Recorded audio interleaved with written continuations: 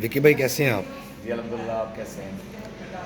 विकी भाई आप बहुत आउट क्लास ड्रामे देते हैं। माशाल्लाह बड़ी एनर्जी के साथ काम करते हैं। एनर्जी के काम करने की वजह क्या है इतनी? उसकी वजह ये है कि एनर्जी से काम मैं इसलिए करता हूँ कि मेरे डायरेक्टर ने कुछ उम्मीदें मेरे पे रखी हुई हैं। तो मैं जब अंदर चला जाता हूँ तो मैं सिर्फ डायरेक्टर के लिए काम करता हूँ कि मेरा डायरेक्टर कैसे खुश होगा। मैं अपने लिए काम नहीं करता और आने वाली उस पब्लिक के लिए काम करता हूँ जो हंसने आई है, अपनी टेंशनें दूर करने के लिए आई है। इसलिए अपनी एनर्जी को डाउन नहीं होने देता। अच्छा, तो ये आपको कोई अपने बड़े यानी कि जो सीनियर्स हैं उनसे मशवरा मिला कि एनर्जी के साथ काम किया जाए, या आपका ये ज़ाती यानी कि? नहीं नहीं, ये मेरा अपना ज़ाती भी है, कुछ बड़ों से भी सीखा है। कुछ बड़ों ने भी कहा कि एनर्जी इंसान में होनी चाहिए। एनर्जी के साथ अगर काम नहीं कर रहा तो वो फिर स्लो आर्टिस्ट है, वो आर्टिस्ट नहीं है। अगर मैं समझता हूँ कि काम के साथ साथ उसकी जो बॉडी लैंग्वेज है वो भी वैसी ही होनी चाहिए। जो वो बोल रहा है, जो कह रहा है, उस तरह लगना चाहिए उसको कि ये यही बात है, ये यही करेक्टर में है। और फिर मेरे अंदर ये एक वो करंट सा आ जाता है ऑन दी सेट जाकर कि मैं खुद ही उसको एनर्जी के साथ काम कर रहा अच्छा, सारे स्टेज एक्टर जो हैं कोई पंजाबी एक्शन में बात करते हैं, आपने भी पंजाबी में किया, लेकिन आप जिस चीज़ से स्टेज इंडस्ट्री में वायरल हुए हैं या हिट हुए हैं वो आपका उर्दू एक्सेंट है। तो आपने ये कैसे चुना कि मैं उर्दू में ही कॉमेडी करूं? दरअसल मैं पंजाबी में काम करता था और पंजाबी मुझे आती भी बहुत है। मैं मादरी ज़ुबान भी मेरी पंजाबी है। लेकिन वो ना एक समंदर था, लाहौर एक ऐसा समंदर है जिसमें बहुत बड़ी आर्टिस्ट थे, बड़े बड़े स्टार थे। उनके अंदर मैं कैसे नज़र आऊँ? तो फिर मैंने अमजद जवेद साहब एक डायरेक्टर थे, अल्लाह उनको जन्नत में कर दे, मैंने उनसे कहा कि मैं ये टेम्पो करना चाहता हूँ। तो मुझे अमानुल्लाह खान साहब और मस्ताना साहब और वाजिद खान ने कहा कि तुम्हें कुछ भी बना दें, तुमने यही कहना है सेट पे आके, अबे सुतरे। हाँ। तो आपको माशाल्लाह कितना अरसा हो गया स्टेज पे? स्टेज पे मुझे प्रोफेशनली तौर पर तो 22 साल हो गए हैं और वैसे स्ट्रगल मेरी जो है वो बहुत है, यानी समझ लें 31 साल की मेरी स्ट्रगल है। मेरे सुनने में आया आप चाइल्ड स्टार हैं स्टेज के। बिल्कुल चाइल्ड स्टार। मैंने पहला ड्रामा जो किया था, मेरी एज 13 साल थी। फ्लैटी होटल लाहौर मैंने वो ड्रामा किया था, 13 साल की उम्र थी और मैंने एज ए हीरो रोल किया था। अच्छा अच्छा अच्छा, तो एजुकेशन कितनी है आपकी? मेरी एजुकेशन जो है वो अब वो कम है। एजुकेशन उसको ये कहते हैं कि मैंने ग्रेजुएशन की है, 12 तक मैं पढ़ा हूँ। इससे ज़्यादा मैं पढ़ नहीं सका क्योंकि हम गलत लोगों के हाथ चढ़ गए थे। अच्छा जी, तो आपका जो ताल्लुक़ है वो किस इलाके से है? बेसिकली मेरा जो दाद का है वो ज़िला लिया का है। मेरा नान का जो है वो फैसलाबाद का है। मेरी पैदाइश भी फैसलाबाद की है और मैंने जो गोश्त संभाला है वो लाहौर टाउनशिप के अंदर, लाहौर में मैंने ज़्यादा समझ बूझ जो मुझे आई, लड़कपन मेरा लाहौर में गुजरा है। तो सबसे ज़्यादा किस डायरेक्टर के अंडर काम करके आपको मज़ा आया? सबसे ज़्यादा मज़ा ज़िंदगी में मुझे जो आया है वो एजाज चंदा ही है, जिसके साथ मुझे काम करके, जिसकी वजह से आज मैं सरफराज विकी हूँ। अरे वाह। उसके उसकी वजह से हूँ सरफराज विकी। उसने मेरे अंदर वो फ़न डेवलप किया, यानी उसने मुझे आर्टिस्ट बनाया। और फिर मैंने फ़खरी अहमद साहब से भी बहुत कुछ सीखा। उनका मैं शागिर्द हुआ था लेकिन उस टाइम उतनी सेंस नहीं थी।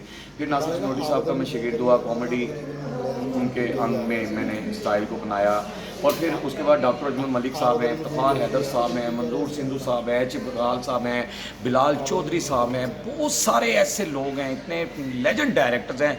मिर्ज़ा रशीद अख्तर बेग साहब, उन्होंने मुझे जो जो काम करवाया, अमजद जवेद साहब, तारक जवेद साहब, जुवेद हसन साहब, यानी मैं कैसे किस किस डायरेक्टर का नाम लूँ कि जिनके साथ मैंने काम किया वो यूनिवर्सिटी थे सब।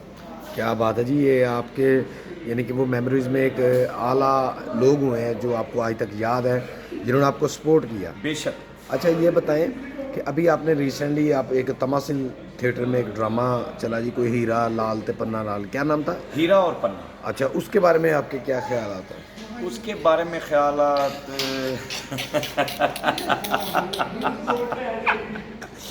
जी ज़रा उसके बताएं। बारे में ख्यालात ये हैं कि कैसर सनाउल्लाह साहब ने वो ड्रामे को लिखा था और कैसर सनाउल्लाह साहब भी उसके डायरेक्टर थे। और मज़े की बात यह है कि वो एक स्टोरी थी, फिल्म थी। अच्छा। यानी उसमें कोई कॉमेडी 10% थी उसके अंदर, 10% से भी कम कॉमेडी थी।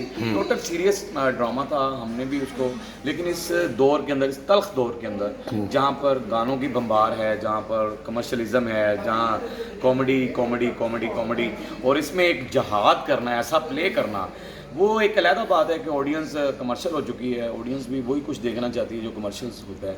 तो बस पब्लिक उसको दोबारा पार्ट 2 हो रहा है। अच्छा आप मुझे ये बताएं, सोना चांदी के नाम से। सोना चांदी, अभी उसका एक और पार्ट तो उसका एक और पार्ट आ रहा है, तो आपकी दुआएं हैं उसके साथ कि वो भी कामयाबियों के झंडे गाड़े जैसे हीरा और पन्ना ने गाड़े। यकीनन मैं चाहूँगा तो यही कि जाहिर है पब्लिक ने अगर उस टाइम नहीं उसको लिया तो पार्ट 2 को तो इंशाल्लाह ताला पब्लिक को।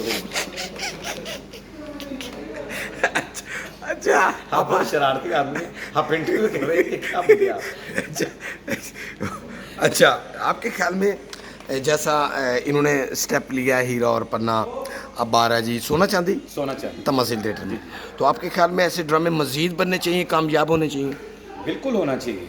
देखिए ऐसा होना चाहिए, ड्रामे की पब्लिक को अगर फैमिली को वापस लेकर आना है या ड्रामे को वापस लेकर आना है, वल्लाह इसको करना चाहिए। लेकिन उसमें ना थोड़ा सा ये सोचते हुए कि लोग आजकल टेंशन्स में हैं, परेशानी है, डिप्रेशन का शिकार हैं, लोग थिएटर में आते हैं एंजॉय करने के लिए, एंटरटेन होने के लिए आते हैं, तो उनको वो लाइट दुखड़े सुनाए जाए, बीच में स्टोरी हो, कहानी हो, लेकिन जस्ट कॉमेडी लाजमी हो। 50% अगर स्टोरी हो तो 50% उसके अंदर कॉमेडी भी होनी चाहिए, चलें और जी, वो भी लिंक से होनी चाहिए। Very good. अच्छा मैं कुछ नाम लूँगा, आपने उनको एक लाइन में डिस्क्राइब करना है, राइट सर? जफरी खान साहब, ग्रेट आर्टिस्ट, हाजी इफ्तिखार ठाकुर साहब, नाइस। अब आपने कॉमेडी अंग में भी करना है, ठीक है? नासिर चिन्नोटी साहब, अरे क्या बात है, नासिर चिन्नोटी साहब तो बब्बर शेर है। अच्छा हनी दिया। अच्छा जी, साजन अब्बास साहब, नाइस, यानी जिसकी बात पे मुझे हंसी आ जाती है ना, वो साजन अब्बास है, अच्छा जी, जिसको मैं बिना सोचे समझे हंस पड़ता हूँ उसके एक्शन पे। अच्छा जी, सरदार कमाल साहब, very good artist, not a comedian only, artist. अच्छा जी, क्या बात। अमानत चंद साहब, अमानत चंद साहब जस्ट कॉमेडी आर्टिस्ट नहीं कह सकते, कॉमेडियन। अच्छा, इज द ग्रेट कॉमेडियन, माशाल्लाह, और साफ सुथरे कॉमेडियन। और सबसे बड़ी बात है कि अमानत चंद साहब के लिए ये बात है कि पूरी इंडस्ट्री में, स्टेज इंडस्ट्री में सिर्फ अमानत चंद साहब हैं जिन्होंने आज तक कोई गंदी बात नहीं की। मैं गारंटी से इस बात पे मैं कसम भी, कुरान भी उठा सकता हूँ कि Amanat Chand is the great फनकार। आसिफ इकबाल साहब, डायरेक्टर रहते तो अच्छा रहता। अच्छा जी, नाम रह गया आगा माजिद, आगा माजिद वेरी गुड आर्टिस्ट, और वो कहते हैं जिन्होंने पंजाबी च कहते हैं ना पंज पट्टिया, वेरी गुड।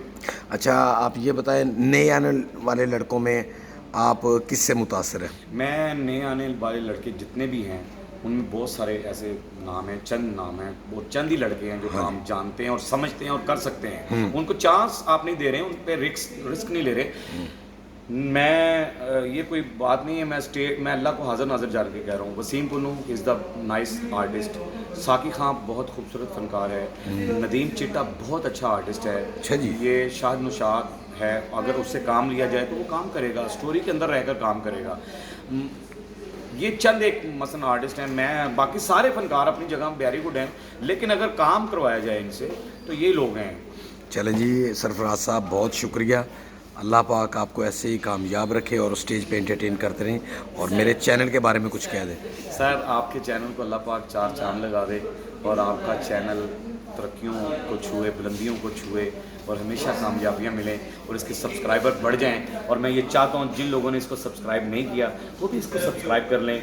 मैं आज यहाँ पर मौजूद हूँ, कल मेरी जगह यहाँ पर जफरी खान भी बैठा होगा, मेरी जगह पर यहाँ पर ठाकुर साहब भी बैठे होंगे, यहाँ पर हो सकता है लेजेंड्स सुहेल अहमद साहब भी यहाँ पर बैठे हुए इस चैनल पे, इंशाल्लाह। Thank you sir, thank you.